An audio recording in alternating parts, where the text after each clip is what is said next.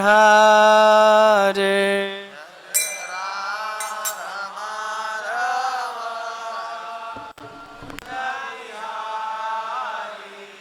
जय राधा माधव कुंज बिहारे।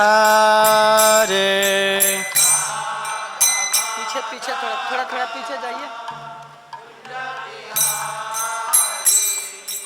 गोपी जन बल्लभ गिरवरधारे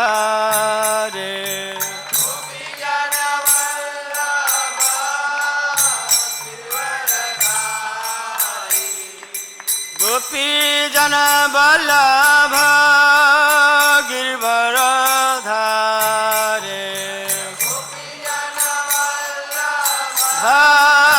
गिरवर यशोदानंदन ब्रज जन रंजन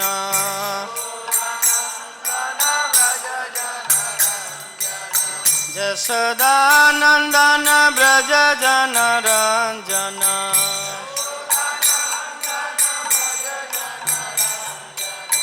यमुना तीरा बनचारी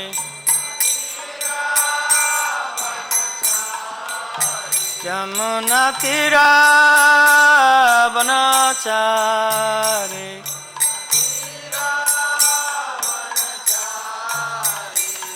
जय राधा माधव कुंज बिहारे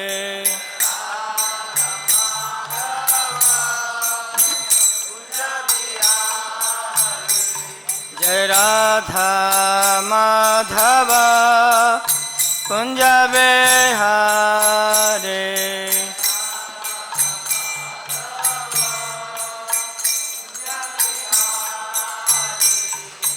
गोपी जन बल्लभ गिरवरधारे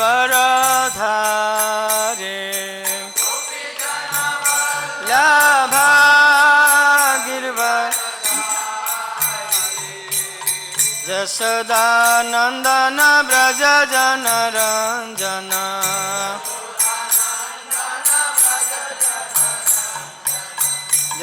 यशोदानंदन ब्रज जन रंजन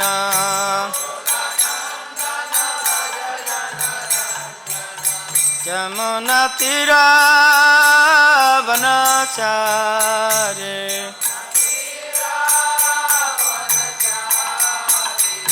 जय राधा माधव कुंज बिहारे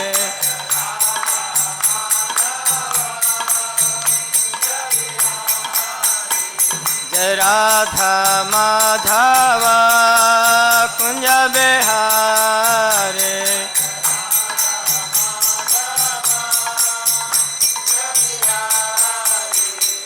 गोपी जन बल्लभ गिरवरधारे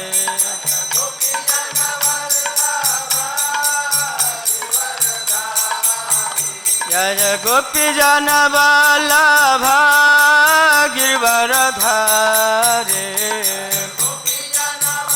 लाभ गिरवरधारे यशोदानंदन ब्रज जन रंजन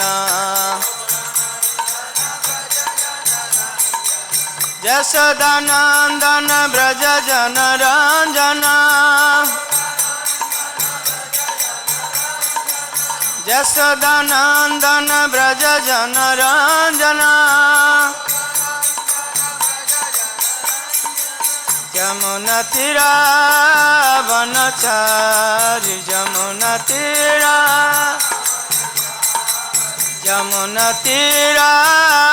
बनचारी यमुना जय राधा माधव कुंज बिहारे माधव कुंज बिहार माइक फिट करो माइक लगाओ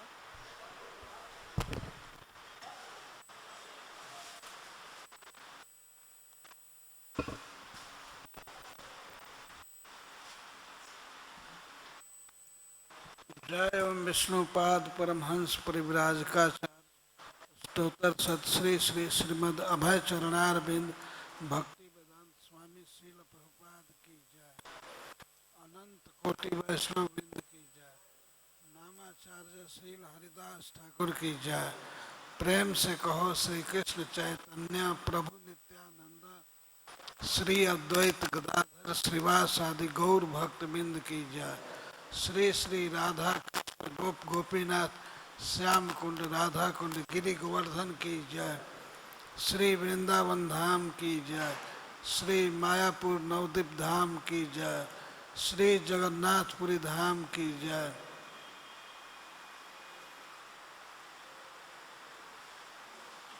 गंगा माई की जय। यमुना माई की जय। भक्ति देवी की जय। तुलसी महारानी की जय। ग्रंथराज श्रीमद् भागवतम की जय। गौर Premanandi. All glories to the assembled devotee. All glories to the assembled devotee. All glories to the assembled devotee. Jai Srila Prabhupada.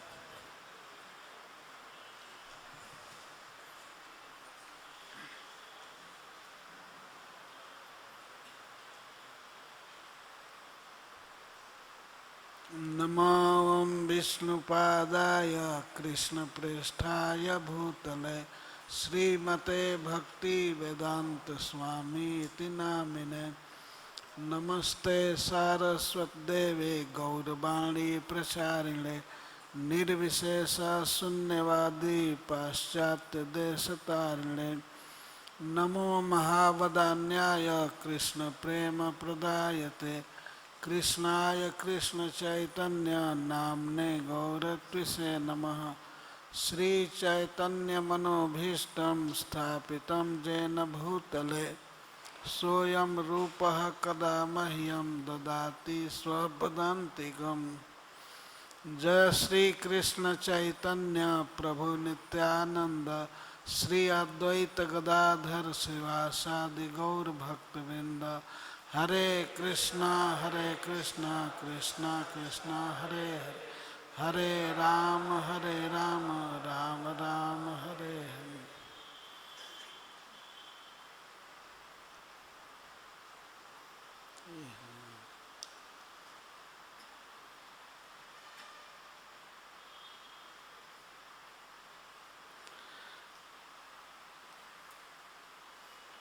सभ्ये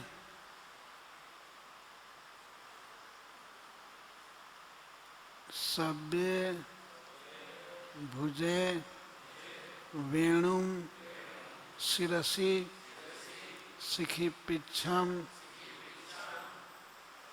कटितटे दुकूलम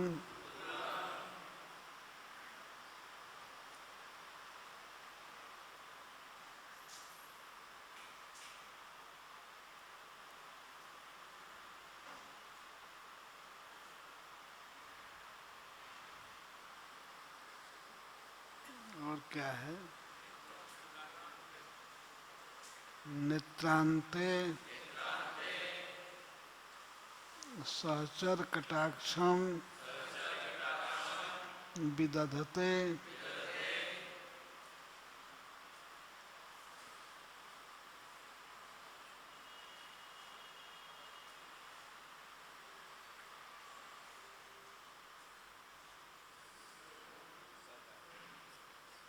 सदा श्रीमद् वृंदावन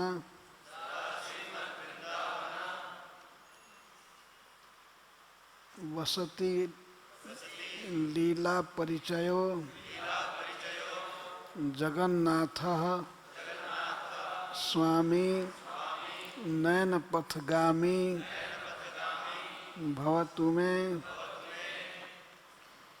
सभ्ये भुजे वेणुं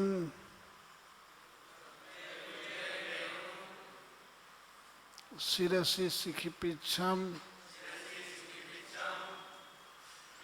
कटितटे दुकूलम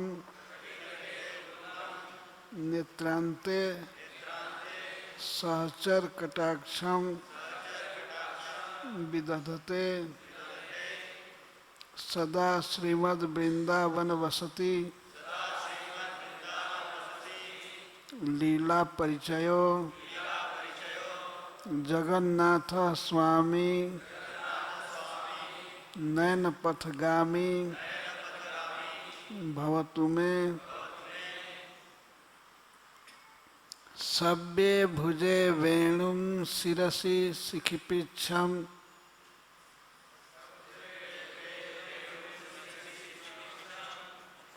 कटितटे दुकूलम्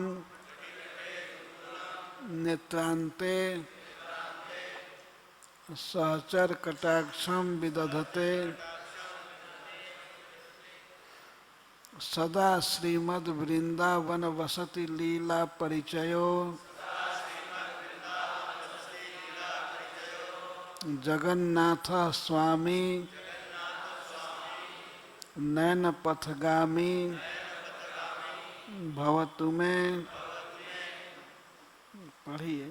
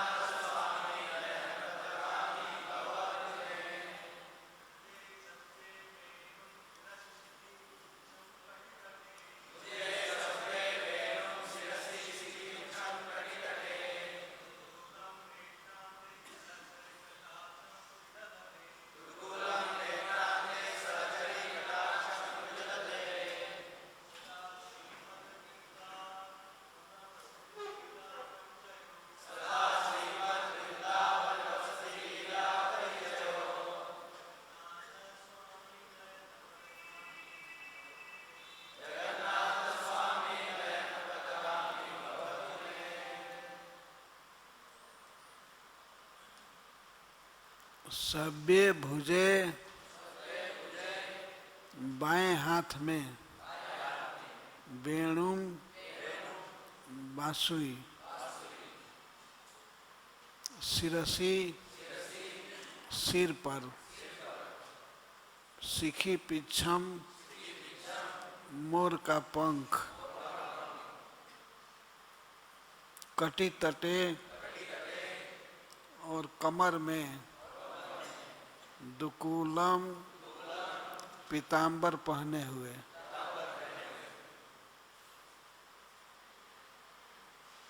नेत्रांते अपने नयन के कोर से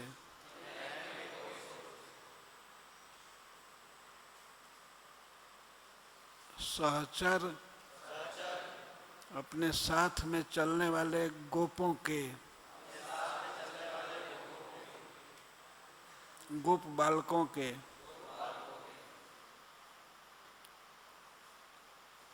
कटाक्षम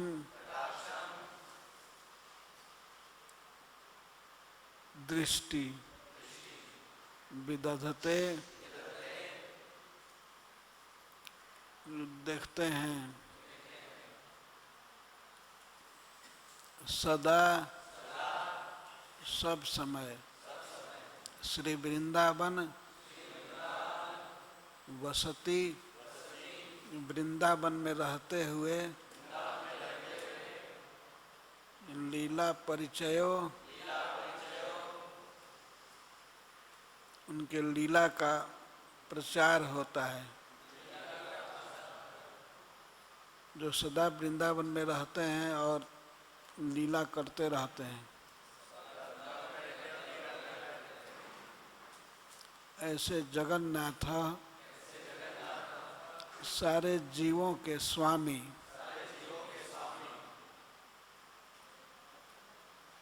स्वामी मेरे इष्ट देव,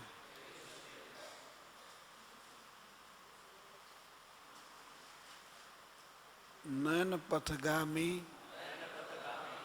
हमारे दृष्टि के सामने भवतु हो, मुझे दर्शन देकर कृतार्थ करें।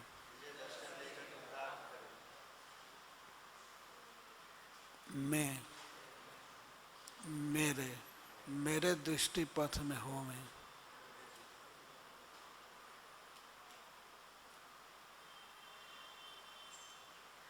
ये दूसरा श्लोक है जगन्नाथाष्टकम का। भगवान चैतन्य महाप्रभु कहते हैं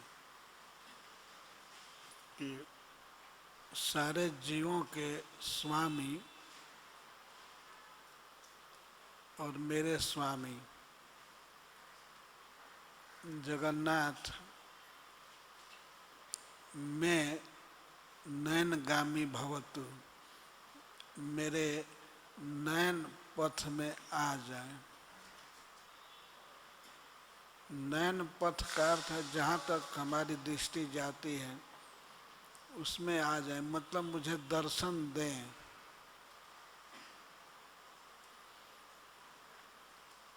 तो जगन्नाथ जी का वर्णन करते हुए चैतन्य महाप्रभु कहते हैं सब्ये भुजे वेणु, जिनके बाएं हाथ में वेणु है, बांसुरी है, और शिरसी सिर पर मोरपंख है, शिखी पीछम। शिखी कहते हैं मयूर को, उसको शिखा होती है मयूर को, इसीलिए उसको शिखी कहते हैं। तो शिखी पीछम मतलब मयूर के पूंछ को जो सिर पर धारण करते हैं।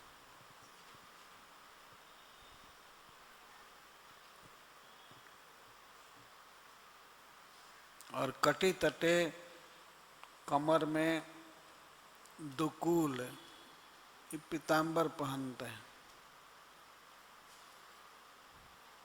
और नेत्रांते, और नयन प्रांत के अंत में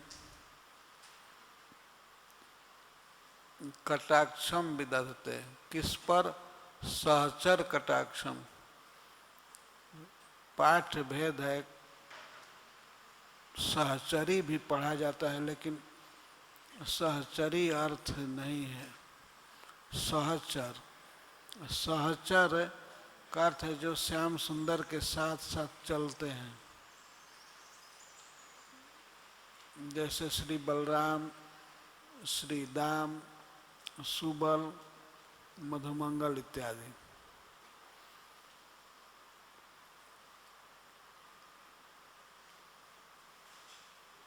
सदा श्रीमद् वृंदावन लीला परिचय। श्री वृंदावन में श्याम सुंदर सदा लीला विहार करते रहते हैं। लीला परिचय का अर्थ है कि लीला का सर्वतः प्रचार है।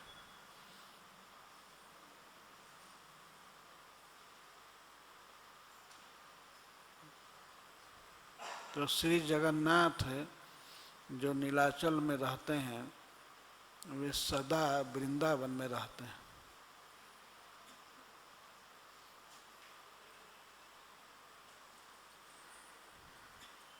तो ऐसे श्याम सुंदर जगन्नाथ हमारे नेत्रों के सामने हों, मतलब मुझे दर्शन देकर कृतार्थ करें।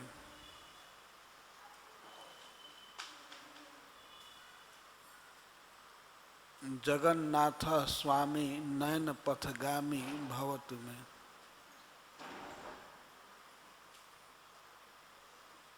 ये भगवान से प्रार्थना है कि श्री जगन्नाथ सदा मुझे दर्शन देते रहें।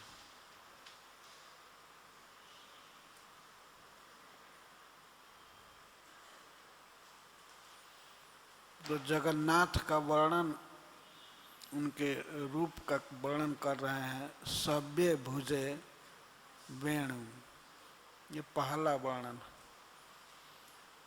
जिनके सव्य मतलब बाएं, बाएं भुजे, बाईं भुजा में वेणु, वेणु रहता है। वास्तव में श्याम सुंदर दोनों भुजाओं में बांसुरी धारण करते हैं, लेकिन चैतन्य महाप्रभु कहते हैं सव्य भुजे, बाईं भुजा में वेणु धारण करते हैं।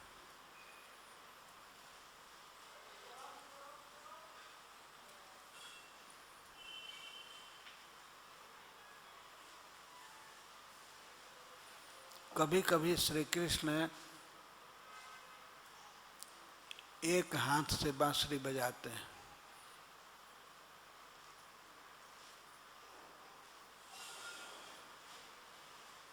और बांसुरी को पकड़े भी रहते हैं और उसके छेद पर अंगुली भी चलाते रहते हैं।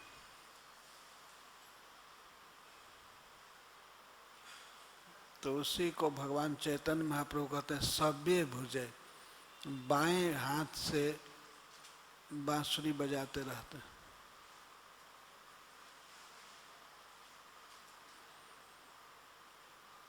श्रीमद् भागवतम में वेणु गीत में यह वर्णन है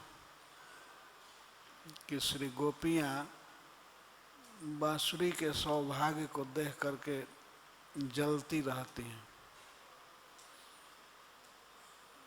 कि ये श्याम सुंदर के अधरामृत को लूटती रहती है। श्याम सुंदर के अधरामृत को पीने का अधिकार केवल हम लोगों को है, लेकिन हम लोगों के धन को यह पीती रहती है, और पीती भी है और बताती भी है, सब हल्ला भी करती है कि मैं श्याम सुंदर के अधरामृत को पीऊंगी, तुम क्या करोगी। खास करके राधा रानी को बांसुरी बोलती है। श्री कृष्ण ही बोलते हैं बांसुरी में, लेकिन उनको भावना होती है कि बांसुरी बोल रही है। कभी कभी श्री कृष्ण गाते हैं, कहते हैं कि अरे गोपियों, मैं तुम्हारा धन लूट रही हूँ, तुम्हारी शक्ति हो तो रोक दो।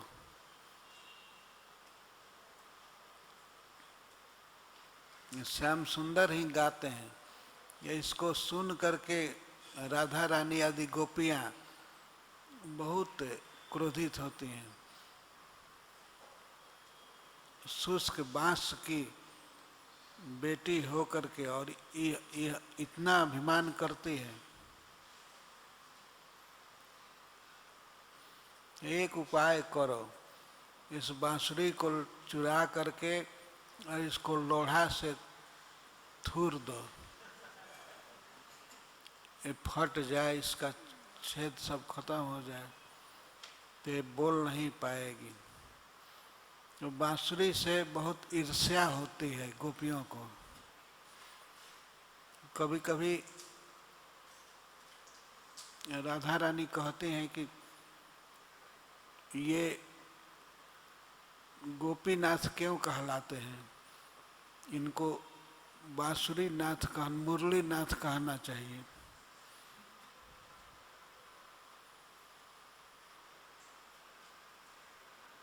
बेकार गोपीनाथ कहलाते हैं। अब तो इनके साथ बांसुरी रहेगी। और यहाँ तक कहते हैं, अरे सखी ये बांसुरी श्याम सुंदर को नाना भांति से नचा रही है।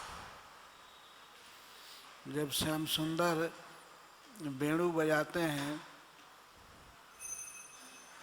तो नाचते भी हैं, पैर से थिरकते हैं। तो इसको राधा रानी कहते हैं कि ये श्याम सुंदर को बहुत तरह से नचाती है। और जब ये गोवर्धन धारण किए थे तब भी इतना भार नहीं पड़ा। गोवर्धन को आसानी से उठा लिए थे, लेकिन बांसुरी के भार को श्री कृष्ण सह नहीं पाते हैं। इनको 3 जगह से टेढ़ा कर देती है। त्रिभंग ललित। श्री कृष्ण बांसुरी बजाते हैं तब झुक जाते हैं 3 जगह से। कमर टेढ़ी हो जाती है, पैर टेढ़ा हो जाता है और गर्दन टेढ़ी हो जाती है। तो वो कहते हैं कि ये गोवर्धन पर्वत से भी ज्यादा भारी है। बांसुरी बजाते समय श्याम सुंदर 3 जगह झुक जाते हैं। तो इस पर वे कहते हैं कि गोवर्धन उठाने में इतना परिश्रम नहीं पड़ा श्याम सुंदर को जितना बांसुरी बजाने में मेहनत पड़ रहा है। और कभी कभी श्री राधा रानी कहती हैं अपनी सखियों से, अरे सखी इस बांसुरी ने क्या तप किया है, क्या पुण्य कर्म किया है कि इसे इतना सौभाग्य मिला। तो इसको सोच करके श्याम सुंदर बांसुरी में बोलते हैं, मैंने बहुत तप किया है। बांसुरी कहती है कि मैंने बहुत तप किया है, तुम लोग भी मेरे समान तप करो, तब श्याम सुंदर के अधर रस को पा सकोगे। पहला तप तो ये मैंने किया कि अपने वंश से, अपने खानदान से अलग हो गई, परिवार की ममता खत्म हो गई। पहला तप हुआ। बांसुरी जब बनती है तो बांस से काट करके उसको अलग किया जाता है। तो बांस का खानदान क्या है, वो कोट, जहाँ बहुत बांस रहते हैं, लेकिन उनसे बांसुरी अलग हो गई है। तो भगवान कृष्ण बांसुरी में बोल रहे हैं कि मैं पहले तो परिवार की ममता छोड़ दी, परिवार से अलग हो गई, और तुम लोग अभी भी परिवार के बंधन में हो, अभी अपने पति का संकोच करती हो, सास ससुर का ध्यान रखती हो। तो तुम लोगों के सामने लोक लज्जा है, लेकिन मैंने लोक लज्जा सब छोड़ दिया, परिवार को छोड़ दिया, मुझे काटा गया, परिवार से अलग किया गया। और इसके बाद सुखाया गया, मैंने तप किया। बांस को काट करके पहले सुखवाया जाता है, तो उसको बांसुरी कह रही है कि मुझे सुखाया गया। और उसके बाद मेरे हृदय में, छाती में 7-7 छेद किए गए। बांसुरी बोल रही है, मेरे कलेजा में छेद हुआ। बांसुरी में छेद किया जाता है ना, तो उसको कह रही है। इस तरह मैंने तप किया।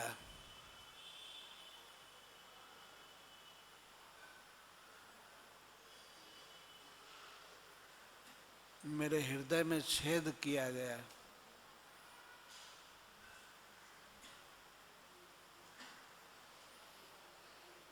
तब मैं श्याम सुंदर के अधर अमृत को पी रही हूँ, और तुम्हारी हिम्मत हो तो मुझे रोक दो।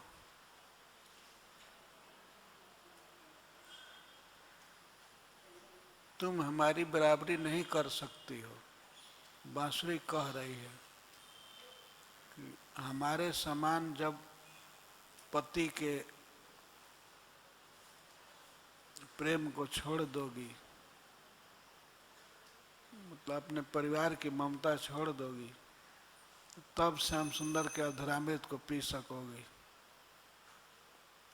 सूरदास जी ने लिखा है, कहा है कि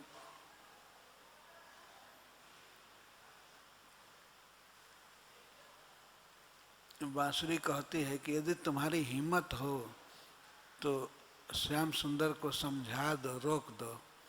श्याम सुंदर ही बोल रहे हैं बांसुरी में, तुम्हारी हिम्मत हो तो आ करके श्याम सुंदर को मना कर दो। मैं श्याम सुंदर की प्यारी बनी हूँ तो बहुत भारी तपस्या करके, बहुत कष्ट सह करके। तो तुम हमारे समान तपस्या करो। अभी तो तुम पति के अधीन हो, तुम्हारा पति डांटता है कि वृंदावन में क्यों गई, श्याम सुंदर को क्यों देखी, तो तुम डर जाती हो। लेकिन मैं ऐसा नहीं हूँ। परिवार से डरने की बात तो दूर है, मैंने परिवार छोड़ दिया।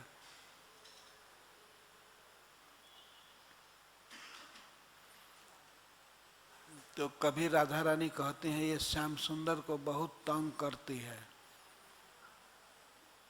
उनको झुका देती है, और वे दोनों हाथ से बांसुरी का पैर दबाते हैं। तो श्री कृष्ण बांसुरी बजाते रहते हैं, तो उसको राधा रानी ये समझ रही हैं कि ये बांसुरी का पाद संवाहन करते हैं, ये पैर दबाते हैं। तो इस तरह ये सेवा कराती है श्याम सुंदर से। और इसका कितना बड़ा अभिमान है, ये श्याम सुंदर के हाथों में सोती है और वहीं बोलने लगती है।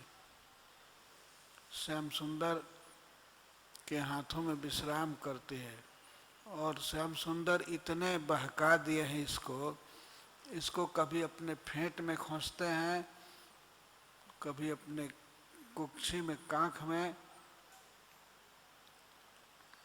और कभी हाथ में लेकर सोते हैं। तो सब समय ये श्याम सुंदर की प्यारी है, इसी से इसका अभिमान बढ़ गया है।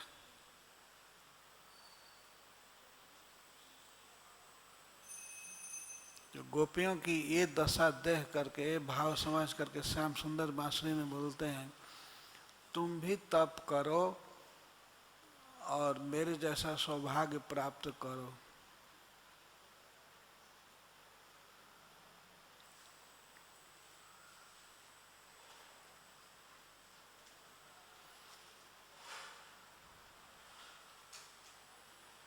जो राधा रानी हमेशा सोचते हैं कि इस बांसुरी को चुरा लिया जाए। जब श्याम सुंदर मथुरा चले गए तो उद्धव जी के द्वारा वे संदेश भेज रहे हैं श्याम सुंदर कि तुम मेरी माँ जसोदा से कह देना कि खास करके शाम और सुबह बहुत ध्यान से हमारे चीज को, हमारे सामान को रखे, हमारे बांसुरी को, हमारे बेंत को, गाय चराने का जो साधन है उसको संभाल करके रखे, कहीं राधिका उसको चुरा न ले।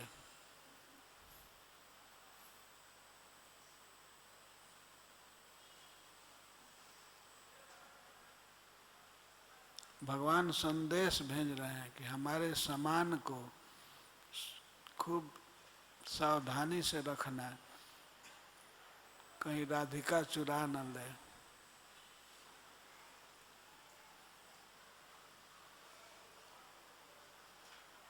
और मैं आऊंगा। श्याम सुंदर कहे कि हम दोनों भाई जल्दी आएंगे ब्रज में, हमारा सामान ठीक से रखना। और सामान में भी सबसे महत्वपूर्ण वस्तु है हमारी बांसुरी। जब गोपियां बांसुरी के प्रति दोष दृष्टि करती थी तो उसको बांसुरिया कहती थी। ये बांसुरिया, बांसुरिया मतलब बांस की बेटी।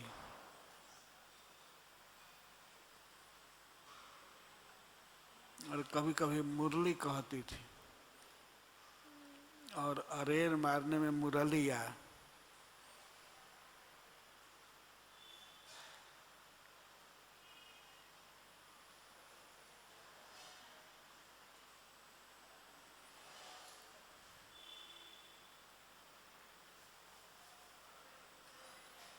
और कभी अनुकूल भाव होता था तो राधा रानी कहती थी, अरे सखी,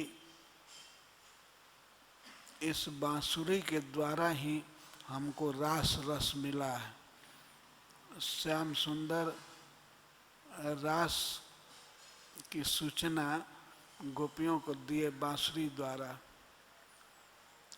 तो इस हे सखी, बांसुरी का बहुत बड़ा उपकार है। इसी के द्वारा श्याम सुंदर रास का निमंत्रण दिए थे। रास रस मुरली ही ते जानो, हम रास का सुख प्राप्त कर सकी मुरली के कारण। तो यहाँ रास बिहारी हैं, तो रास का मुख्य साधन है बांसुरी। बांसुरी बजाते हुए श्री कृष्ण नृत्य करते थे और रास का निमंत्रण दिए बांसुरी द्वारा। तो राधा रानी कभी कभी कहते हैं, बांसुरी सबसे प्रिय सखी है।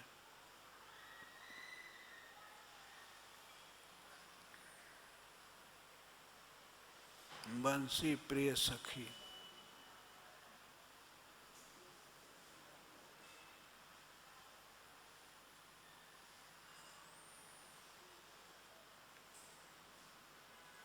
जगन्नाथ जो स्वयं श्याम सुंदर हैं,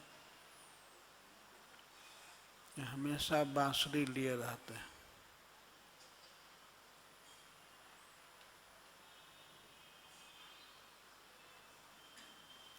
चैतन्य महाप्रभु कहते हैं, सब्य भुजे, बाएं हाथ में बांसुरी।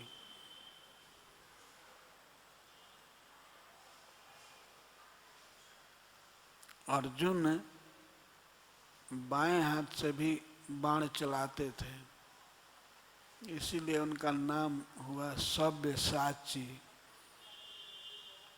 सब्यसाची का मतलब है जो बाएं हाथ से धनुष पर बाण चला सकते हैं।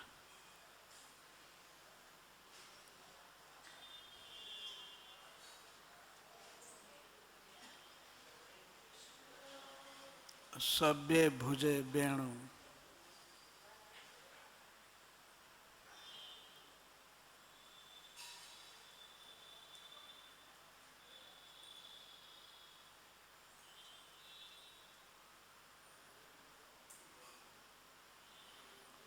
बाईं भुजा में वेणु है और शिरसी, सिर पर शिखी पिच्छम, मोर पंख है।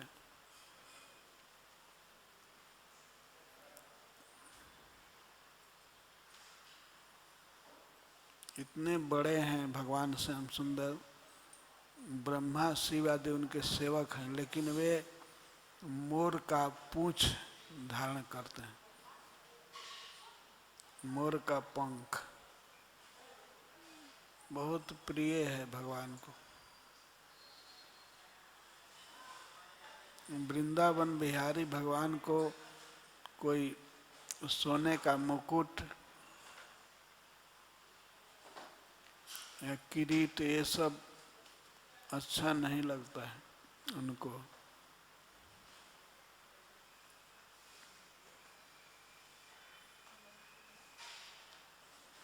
माँ जसोदा उनको बहुत सा रत्न पहनाती है, सोने का मुकुट पहनाती है, लेकिन श्याम सुंदर जब गोचारण के लिए वृंदावन में जाते थे तो उनको वृंदावन की गेरू आदि मिट्टी अच्छा लगती थी, तो वे कहते थे सखाओं से, ये हमारा मुकुट उतार दो और मोरपंख का मुकुट धारण कराओ।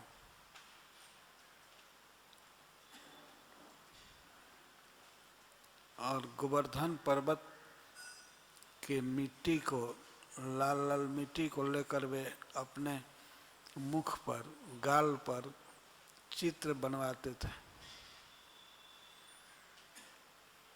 ब्रजरज भगवान को बहुत प्रिय है।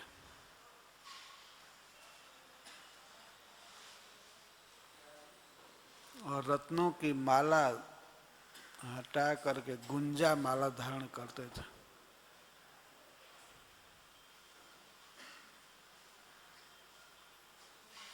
फूल की माला पसंद करते थे, बनमाली।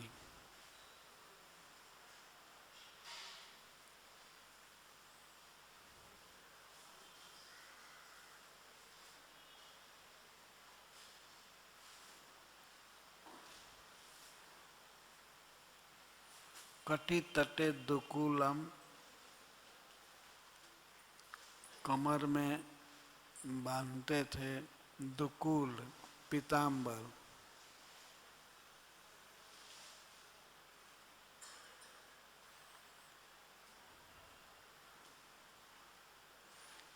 दुकूल का मतलब होता है जिसके दो किनारे हों, धोती। तो श्याम सुंदर कभी वृंदावन में फुल पैंट नहीं पहनते हैं, दुकूल धोती पहनते हैं।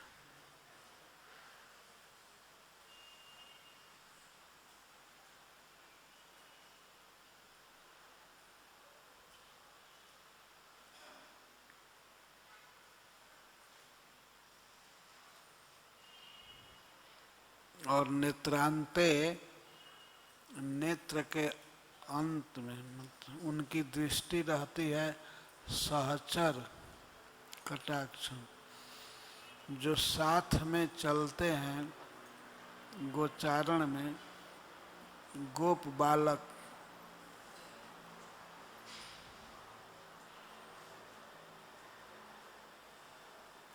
उन पर कटाक्षम विदधते,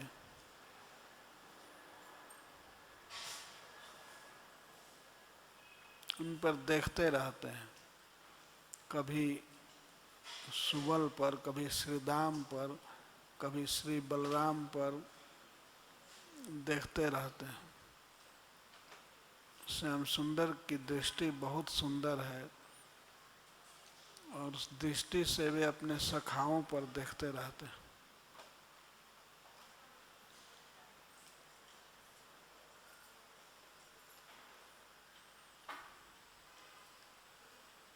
यह पाठ भेद हो सकता है कि सहचरी कटाक्षम विदधते, सहचरी श्री राधा रानी पर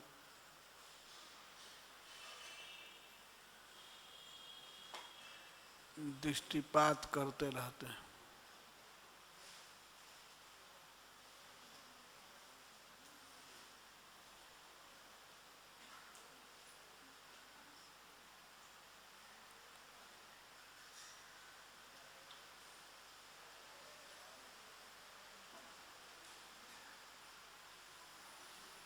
इस प्रकार अपने भक्तों पर, गोपों पर जो बड़े स्नेह से देखते रहते हैं, वे जगन्नाथ हमें दर्शन दें। भवतु, भवतु का अर्थ है हों, नैन पथगामी भवतु में, मेरे दृष्टि पथ में आवें।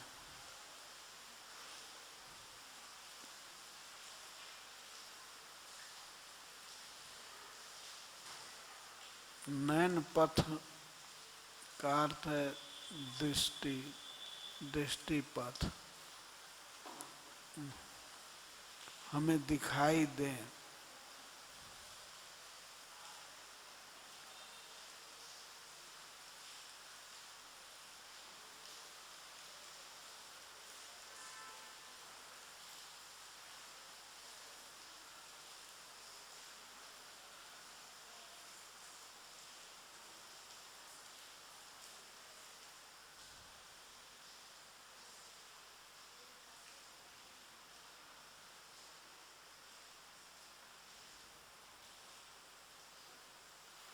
जय श्याम सुंदर जय जगन्नाथ। भक्तजन भुवनेश्वर में बहुत गाते हैं।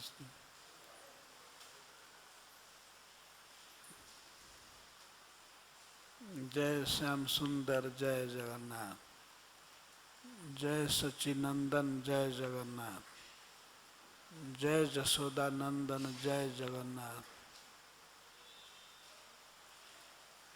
ये जगन्नाथ है, श्याम सुंदर हैं, जसोदा माई के पुत्र हैं, और वही जगन्नाथ जी सच्चिनंदन भी बने, चैतन्य महाप्रभु बने।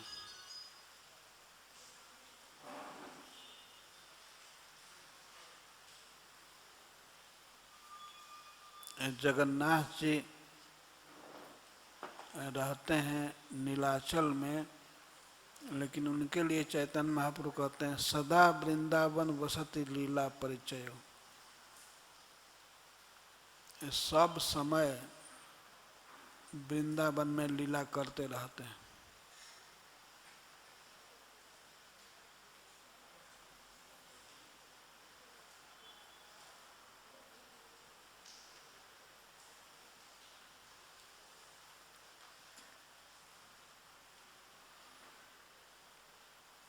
सदा श्रीमद वृंदावन बसती लीला परिचय। सदा मतलब सब समय वृंदावन में रहते हैं।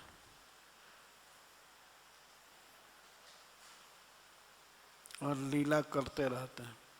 वृंदावन में क्या लीला है भगवान की? मुख्य लीला गोचारण है, गाय चराते हुए लीला करते रहते, और रास लीला श्री गोपी जनों के साथ नृत्य करते रहते, गाते रहते, सदा सब समय।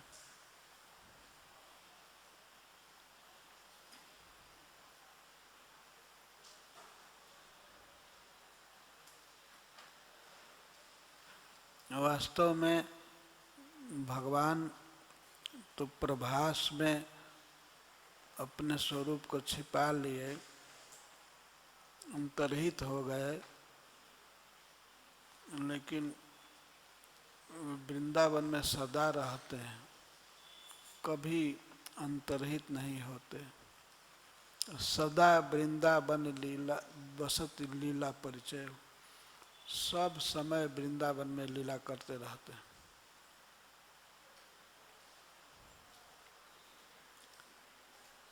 कई प्रकार की लीला,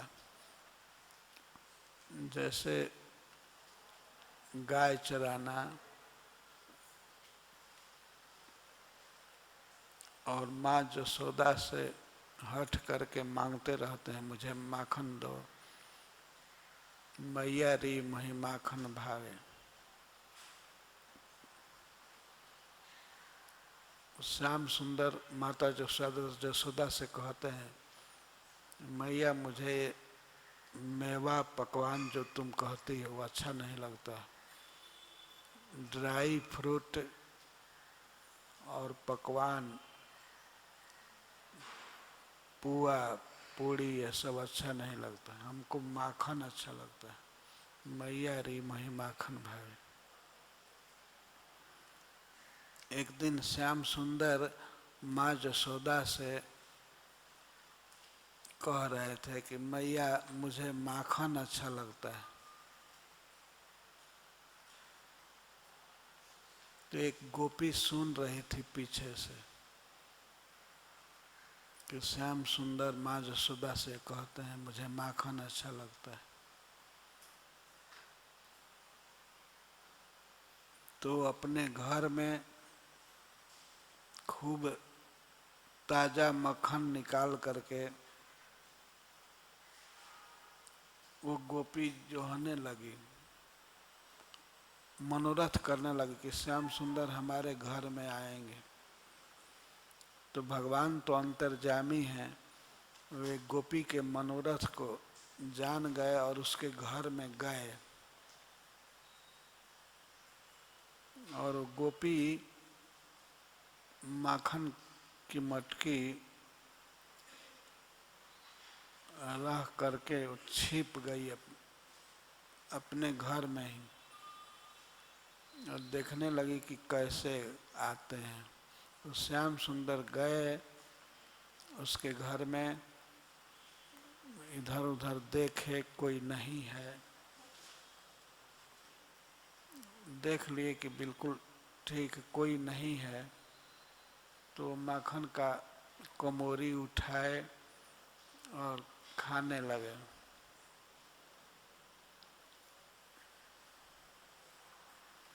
गोपी स्वयं चाहते हैं कि श्याम सुंदर खा लें, माखन खा लें, लेकिन वो चाहते थे कि चुरा करके खावें। मैं देखूंगी इनकी क्या लीला है। तो श्याम सुंदर खाने लगे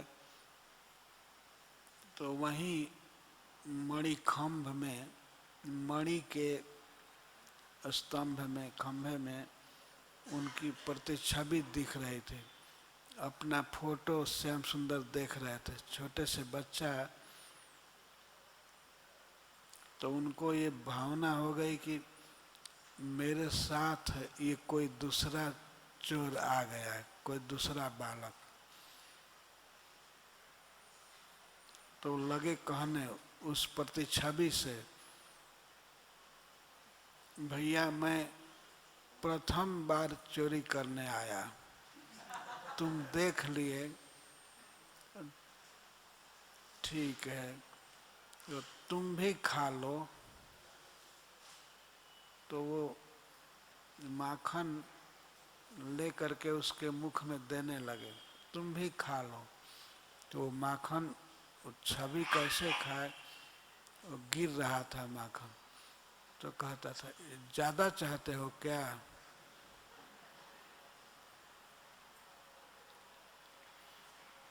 और फिर वो फिर भी नहीं खाया। तब कहते हैं ठीक है तुम पूरा कमोरी ले लो, पूरा मटकी ले लो। और फिर भी नहीं खा रहा था वो छोटा बच्चा। तो स्वयं कृष्ण था, खा नहीं रहा था दर्पण में, मणि में। जब श्याम सुंदर कहे जा साले कह दो, कह दो, इतना सुनते ही गोपी को हंसी आ गई। अब तुमको पूरा कमोरी दे रहा हूँ, नहीं खा रहे हो तो जा कह देना जिससे कहना हो, चाहे मेरी माँ से या मेरे भाई बलराम से या किसी से कहो। जब इतना देने के बाद भी खा नहीं रहे तो अब क्या करें हम। जो गोपी को हंसी आ गई, हंसी आने से श्याम सुंदर समझ गए कि घर में कोई है, तो भागे।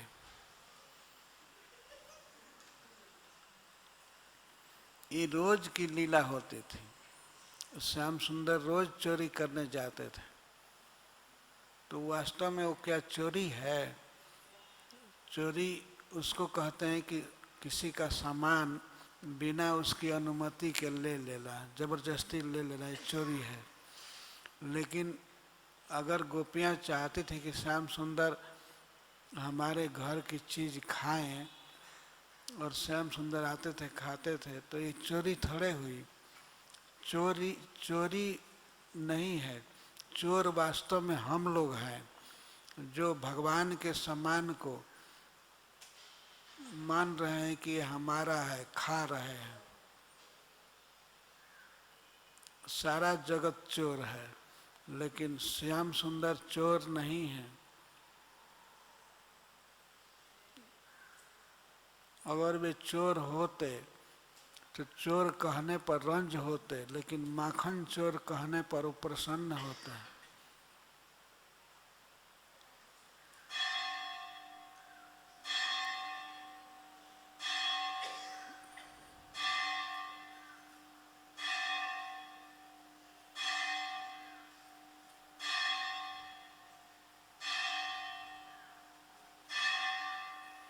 श्याम सुंदर कहते हैं कि कंद से भी मीठा ये नाम है, नाम मेरो प्यारो माखन चोर।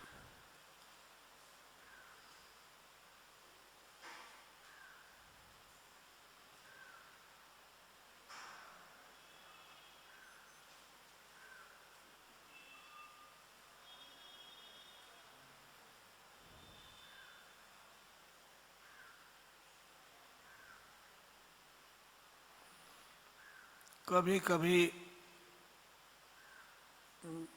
लोग शंका करते हैं ये भगवान चोरी क्यों किए। फर्स्ट चोरी, माखन चोरी, चोरी क्यों किए? वो चोरी नहीं किए, वो प्रेम से दिए गए वस्तु को भगवान ने स्वीकार किया।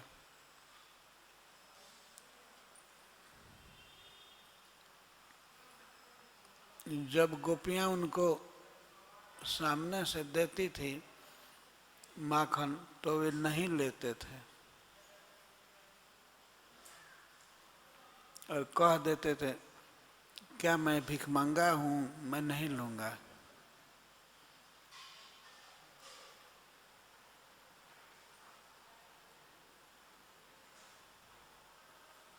तो अपनी कमाई खाऊंगा, भले चोरी करके।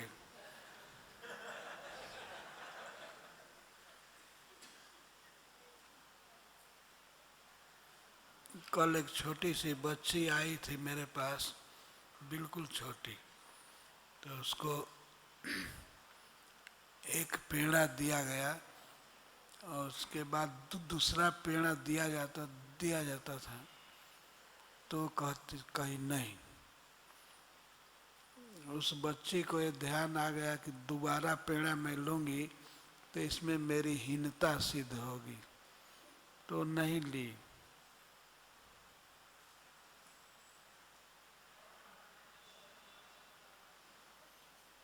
जो श्याम सुंदर भी सोचते थे कि मैं दिया हुआ सामान लूँगा तो मेरी हीनता सिद्ध होगी, लेकिन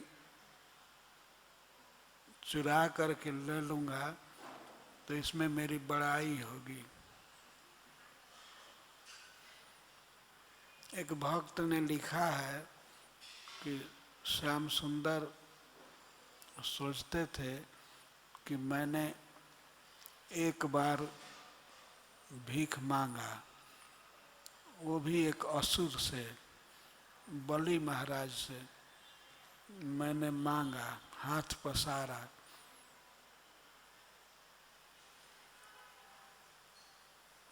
तीनों लोग मांगे थे भगवान, लेकिन छल से मांगे, कहे कि हमको 3 पग भूमि चाहिए।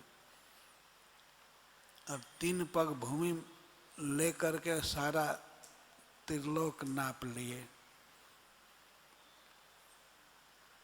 तो भगवान ये सोचते थे कि मांगने से, हाथ पसारने से मेरी हीनता सिद्ध हुई, तो अब मांगना नहीं है, अब भले चोरी करके खा लूंगा लेकिन मांगूंगा नहीं।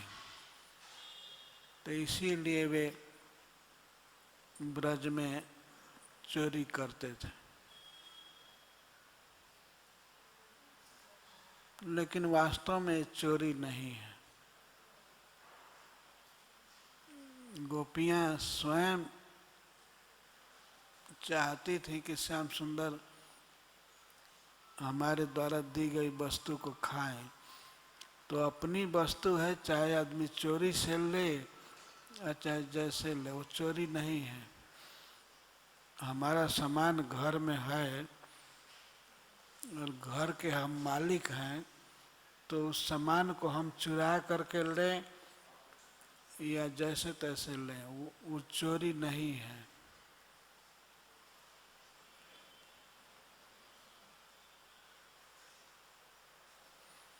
तो सब सामान जगत में कृष्ण का है। सब कुछ, सारी भूमि, सारा धन, जो कुछ है सब कृष्ण का है। तो कृष्ण उस वस्तु को चोरी करके लें या चाहे जैसे लें, उनकी वस्तु है, जो अच्छा लगता है लें। तो ब्रज में भगवान की चोरी की लीलाएं हुई हैं, लेकिन वास्तव में चोर नहीं है।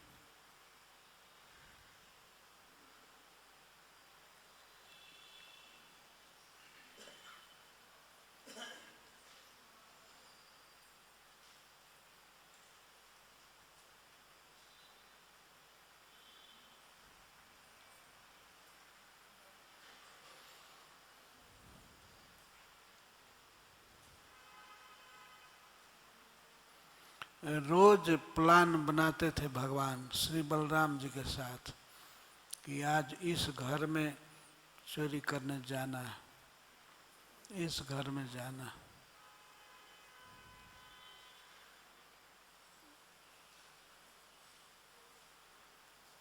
लेकिन गोपियां उसको चाहती थी कि आवे और चोरी करके ले खाएं।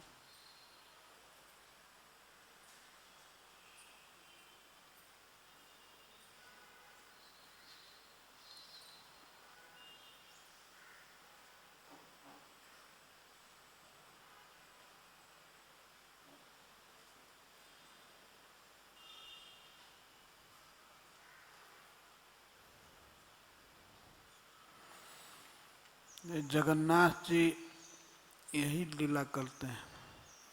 वो ब्रजवासी हैं और वृंदावन में सदा रहते हैं। सदा वृंदावन बसती लीला परिचय।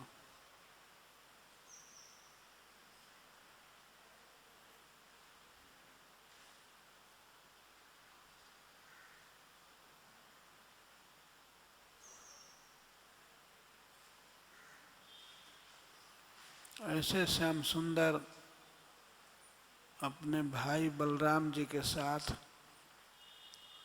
और बहन सुभद्रा के साथ रथ पर चढ़ते हैं, जिसको हम लोग रथ यात्रा महोत्सव कहते हैं।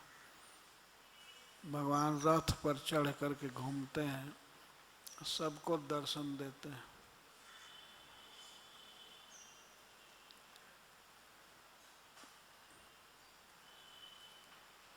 ये 10 तारीख को भगवान के रथ यात्रा का दिन है।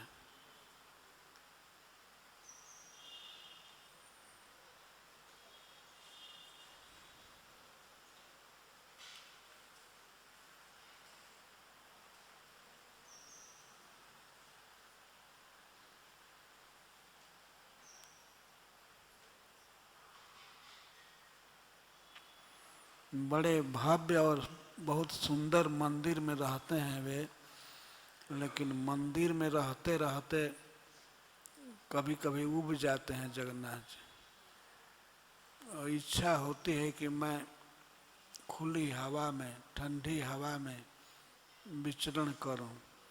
इसीलिए आषाढ़ शुक्ल द्वितीया को वे निकलते हैं अपने भाई और बहन के साथ घूमने के लिए।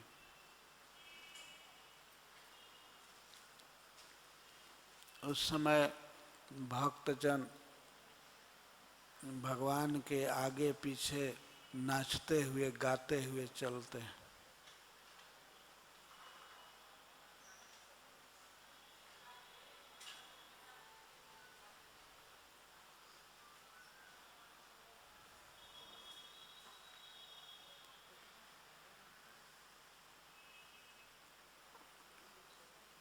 एक गोप बालक को ब्रज में अगर रथ पर चढ़ने को मिल जाए तो कितना खुश होगा। तो ऐसे ही वृंदावन वासी श्री कृष्ण तो गाय चराते हैं, उनको रथ पर चढ़ने को मिलता है तो बहुत प्रसन्न होते हैं।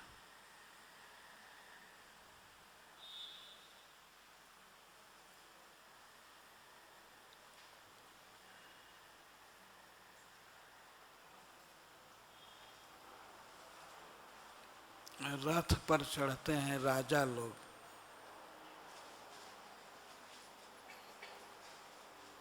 और श्री कृष्ण तो गोप बालक हैं।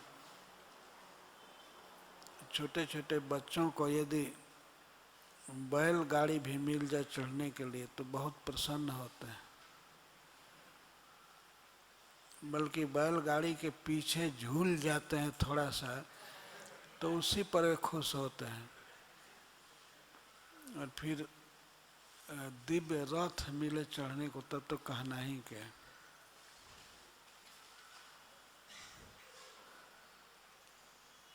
कितनी बार देखा गया है बच्चों को बैलगाड़ी वाला डांटता है मत झूलो, लेकिन वे पीछे झूल जाते हैं,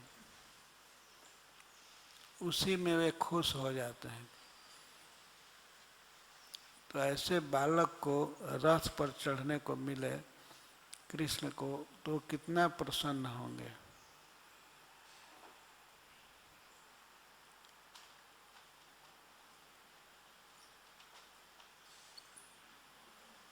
तो उस विशाल मंदिर में रहते रहते श्री कृष्ण कभी कभी घूमना चाहते हैं। कैसे? कार से नहीं, रथ से, रथ से घूमना चाहते हैं। तो वही बड़ा उत्सव मनाया जाता है, रथ यात्रा महोत्सव। भगवान के किसी भी लीला को यात्रा कहते हैं। अगर वे चंदन धारण करते हैं गर्मी में तो उसको चंदन यात्रा कहते हैं। झूला झूलते हैं तो उसको झूलन यात्रा कहते हैं। तो ऐसे ही रथ से चलते हैं तो उसको रथ यात्रा कहते हैं।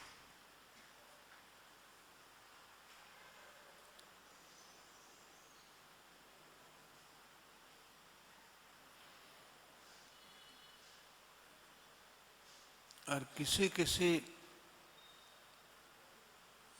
भक्त को, मनुष्य को ये दुख होता है कि जगन्नाथ जी जगत के नाथ हैं, सभी जीवों के ईश्वर हैं, तो उनके मंदिर में हम क्यों प्रवेश नहीं कर सकते। तो भगवान मंदिर से बाहर आकर के सबको दर्शन देते हैं। यह भी बहुत खुशी का दिन है।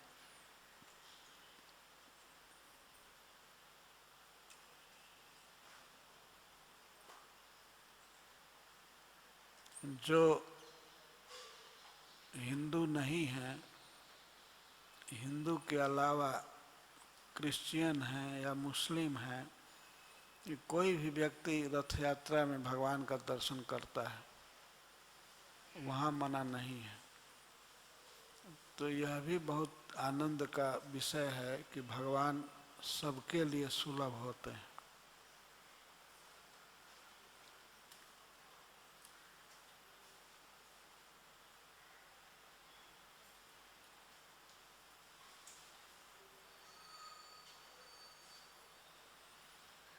जिन्होंने रथ यात्रा देखा है पुरी में, तो वो देखते हैं कितना मस्ती से जगन्नाथ जी चलते हैं रथ पर चढ़ने के लिए।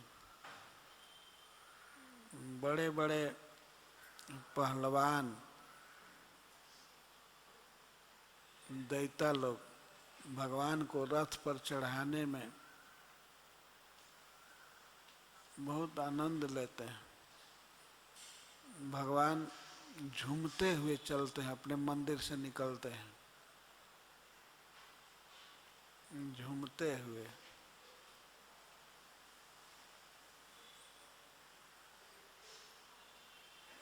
और रथ पर जब चढ़ जाते हैं तो वे जल्दी जल्दी नहीं चलते हैं, सब पर देखते हुए चलते हैं, अपनी बड़ी बड़ी आँखों से सब पर देखते हुए, सब पर कृपा दृष्टि करते हुए चलते हैं।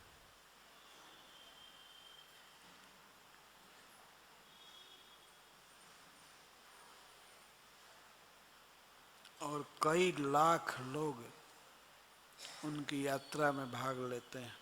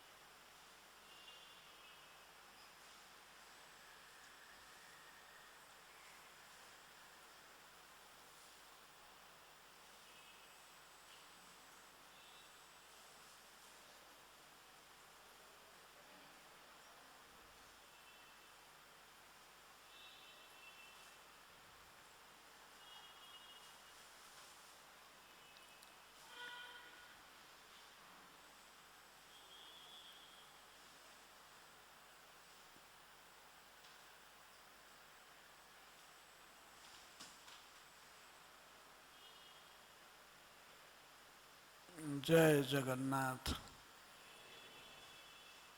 जय श्रील प्रभुपाद।